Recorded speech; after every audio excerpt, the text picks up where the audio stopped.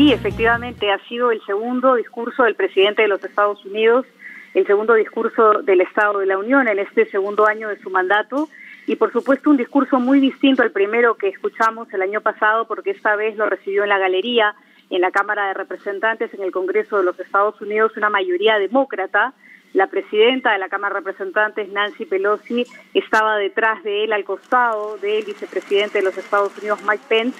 y en algún momento de su locución el presidente reconoció precisamente esa mayoría de mujeres que conforman ahora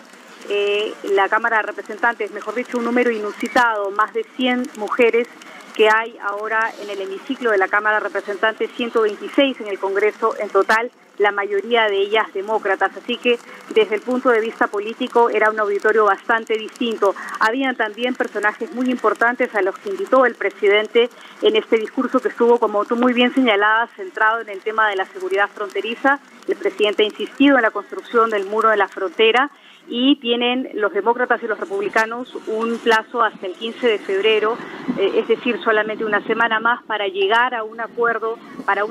presupuestario y evitar el cierre de las funciones del gobierno, que fue lo que ocurrió hace unas semanas atrás. Ahí está la clave de lo que puede decretar el presidente de Estados Unidos si no el Congreso no le responde a su demanda, incluso desde la campaña electoral. ¿A qué me refiero? A declarar una emergencia nacional,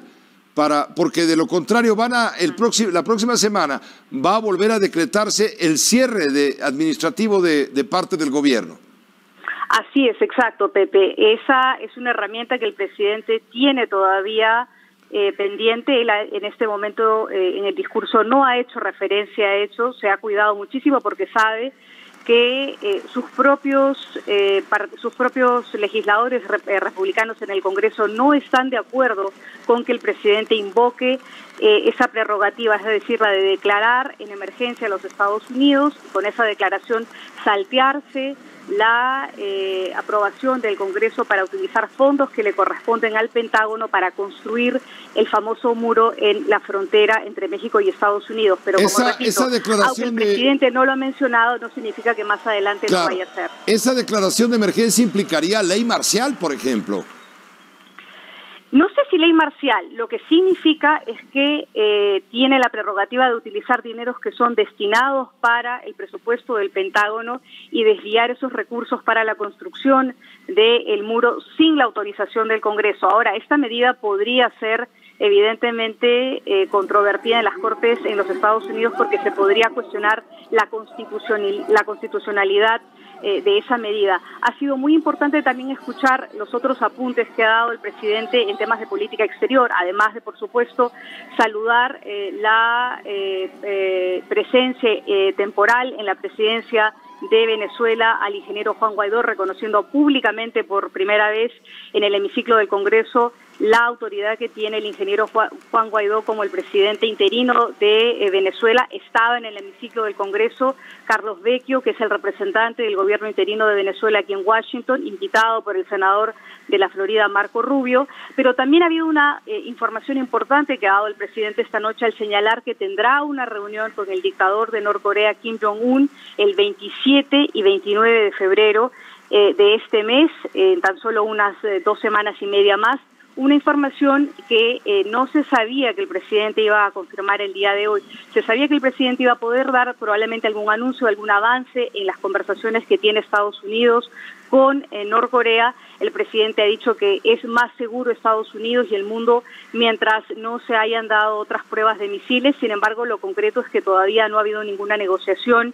en donde efectivamente se demuestre que Norcorea tiene en principio desmantelar o dejar a un lado su plan nuclear. Y por supuesto el presidente ha aprovechado el tema de política exterior para recordarle a los estadounidenses que ha sido una buena decisión de Estados Unidos de salirse del tratado nuclear con Irán y hace poco del tratado nuclear con Rusia, y ha recordado la importancia de la renegociación del Tratado de Libre Comercio con México y Canadá, que es un tema que tiene que ser aprobado por el Congreso, porque es una renegociación que se ha dado a nivel gubernamental entre México y Estados Unidos y Canadá, pero necesita la convalidación del Congreso aquí en los Estados Unidos. Y finalmente mencionar que en otros aspectos ha llamado mucho la atención el llamado que ha hecho el presidente de los Estados Unidos para pedirle a los estadounidenses que apoyen la decisión o la iniciativa, mejor dicho, de que se pueda revocar la ley del aborto que existe en este momento en Estados Unidos. El presidente, en un momento de su locución, dijo que era el momento de hacer una ley que pueda impedir que las mujeres tengan el derecho al aborto. Y, por supuesto, las cámaras han mostrado los rostros de los jueces de la Corte Suprema de Justicia, inmutos, sumamente serios, tanto Neil Gorsuch, que fue un juez colocado por el presidente de los Estados Unidos, como el propio juez Brett Kavanaugh, que estaba presente ahí también, impertérrito, sin decir nada, después de que el presidente de los Estados Unidos hacía ese señalamiento en temas de política nacional y en temas de asuntos sociales. Entonces, para concluir, María Luisa Rosell, digamos, los impactos o lo que tiene que ver en la relación México-Estados Unidos se concretó al tema migrante y al tema del nuevo acuerdo comercial firmado con Canadá y con México, el cual dice sustituirá a un tratado aberrante que le causó grandes pérdidas a Estados Unidos y que no podríamos tolerar. Son los únicos dos puntos de acuerdo, no de acuerdo, sino de mención a la relación con México, ¿o hubo alguno más que se me escape? No, básicamente eso. El presidente hizo mucho énfasis en el tema de la migración y en el tema del muro, y nuevamente repitió la retórica que hemos venido escuchando durante los últimos meses, es decir, durante los últimos 2 años desde que él llegó a la presidencia, de la urgencia y la necesidad de construir un muro en la frontera, y luego señaló en algún momento efectivamente que en este momento había una caravana que venía desde la frontera intentando cruzar la frontera mexicana-estadounidense para llegar a este país, y que por eso era importante que efectivamente tanto republicanos como demócratas apoyaran la construcción de un muro en la frontera. El presidente ha reiterado una y otra vez algunas cifras que hemos escuchado en otros momentos, como por ejemplo que 1 de cada 3 mujeres que cruzan la frontera son asesinadas, una cifra que en algunas organizaciones ha sido controvertida y señalado que esa cifra no es cierta, pero es básicamente la misma retórica que hemos escuchado del presidente en los últimos años.